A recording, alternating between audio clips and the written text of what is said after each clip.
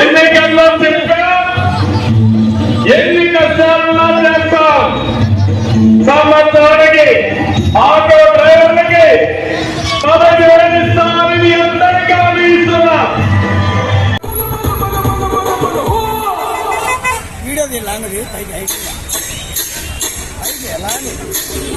అమ్మలారా అక్కలారా అన్నలారా విన్నారా అయ్యలారా అవ్వలారా పిల్లలారా వింటారా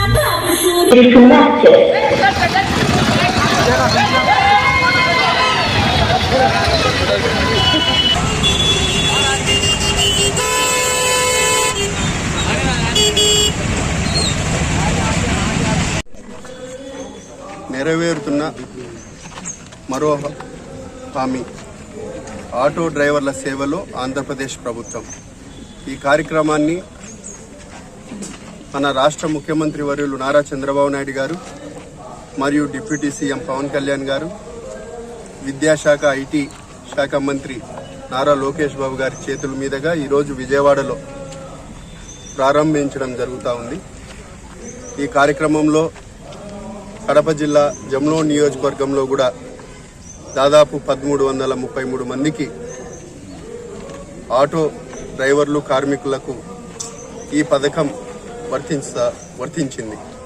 ఇంకా ఎవరైనా ఆటో డ్రైవర్లు కానీ కార్మికులు కానీ దీంతో అర్హులై ఉండి వాళ్ళకు రాకపోతే హెల్ప్ డెస్క్ కూడా ఆర్డీఓ ప్రాంగణంలో సభాభవన్లో ఏర్పాటు చేయడం జరిగింది.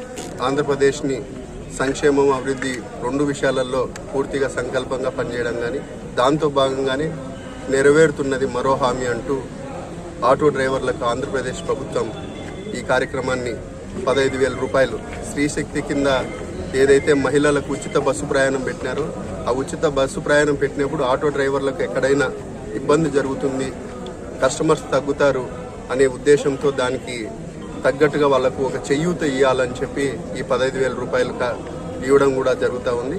ఇది వాళ్ళకు చేయూత ఇచ్చి వాళ్ళ కాళ్ళ మీద వాళ్ళు నిలబడే విధంగా ఈ కార్యక్రమాన్ని చేపట్టడం జరిగింది. ఈరోజు నారా లోకేష్ బాబు గారు కూడా మాట్లాడుతూ ఖచ్చితంగా 15,000 రూపాయలు ఇస్తూ మళ్ళా మీకు ఎటువంటి ఇబ్బంది లేకుండా గ్రీన్ ట్యాక్స్ తగ్గించడం కానీ లేకపోతే రోడ్లను మరమ్మతులను బాగా చేయడం కానీ, ఎందుకంటే ఆటోలకు మెయింటెనెన్స్ కానీ లేదా గ్రీన్ ట్యాక్స్ కానీ ఎంబీఏ ఆర్టీఓలు ఎటువంటి ఇబ్బంది కార్యక్రమాలు చేపట్టకుండా కూడా ప్రభుత్వం చర్యలు తీసుకుంటుంది. కాబట్టి ఇది ఒక మంచి ప్రభుత్వం, మంచి కార్యక్రమం. ఇది ఖచ్చితంగా ప్రజలందరూ మమ్మల్ని ఆశీర్వదిస్తున్నారు. రేపు భవిష్యత్తులో కూడా ఇంకా మంచి పేరు తెచ్చుకుంటామని కూడా ఈ సందర్భంగా తెలియజేస్తాం. Thank you so much.